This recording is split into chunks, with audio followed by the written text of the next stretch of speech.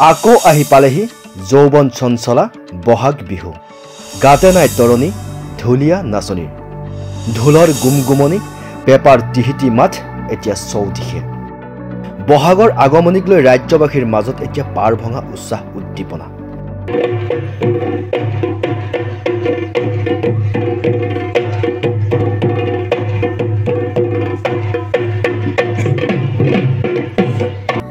বহাগৰ বতৰত এপাক বিহু নানাচি থাকেনো বাৰু কেনেকৈ সেয়েহে কান্ধতে ঢোলটিলৈ কণমানিৰ পৰা জ্যেষ্ঠজনলৈ ব্যস্ত হৈ পৰিছে আখৰাত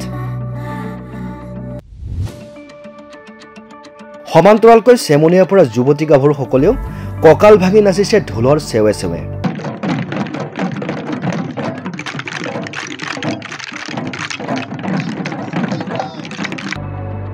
এয়াই বৰ অসমৰ চহকী সংস্কৃতি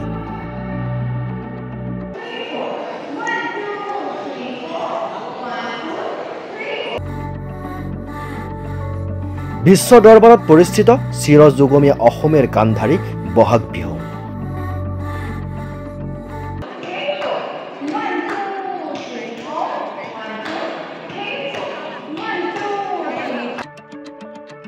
সেয়েহে প্ৰতি বছৰৰ দৰে এইবেলিও বিহুৰ পৰম্পৰা ৰক্ষা কৰি আকাশ বতাহ কপাই তুলিছে ঢোল পেপাৰ মাতেৰে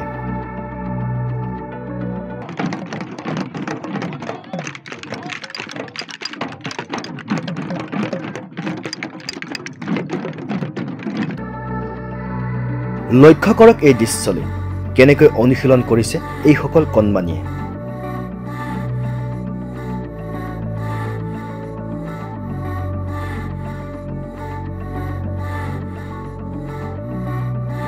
এনেদৰে অসমীয়াৰ স্বাভিমান বহাগৰ পৰম্পৰা অটুট ৰাখিবলৈ বৰ্তমানে ৰাজ্যৰ প্ৰান্তে প্ৰান্তে দেখিবলৈ পোৱা গৈছে বিহুৰ কৰ্মশালা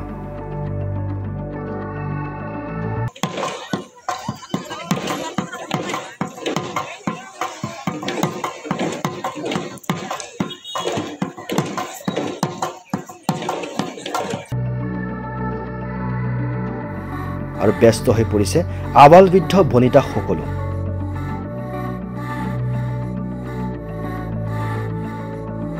জাতীয় সাজপাৰ পৰিধান কৰি ঢোলৰ চেৱত হালি জালি কঁকাল ভাঙি নাচিছে নাচনীয়ে ঢোলৰ গুমগুমনিত কপাই তুলিছে ৰাজ্যৰ আকাশ বতাহ আমি ONGC EWC যেটো এমপ্লয়িজ আমাৰ ওয়েলফেয়াৰ কমিটি